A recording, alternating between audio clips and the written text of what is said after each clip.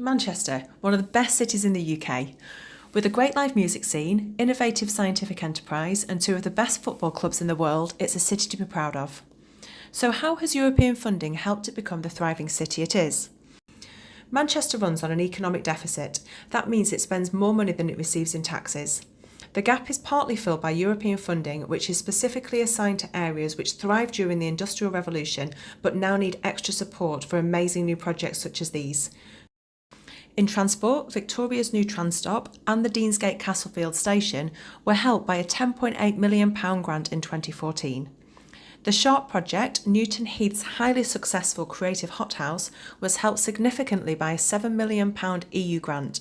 It now adds £200 million a year to the local economy, including 1,000 jobs, and also provided the studio space for the hit Channel 4 comedy Fresh Meat. European regional development funding has also been invested into the Manchester Museum, the People's History Museum and the Museum of Science and Industry, and the National Football Museum received £4 million of EU funding. In sport, everyone knows that Man City Stadium is sponsored by Etihad, but did you know that much of the area around the sporting mecca has been helped by EU funding, including renovating the old industrial land and the footbridge to the Velo Park tram stop? The National Cycling Centre's indoor BMX track was part funded by the EU.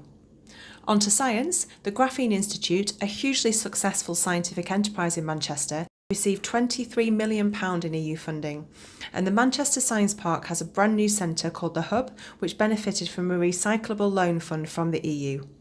Manchester University's proudest outpost and part-time home to one of our most famous scientists, Professor Brian Cox, Jodrell Bank secured a £1 million ERDF grant to open its new Discovery Centre in 2009. Support your city, support the European Union.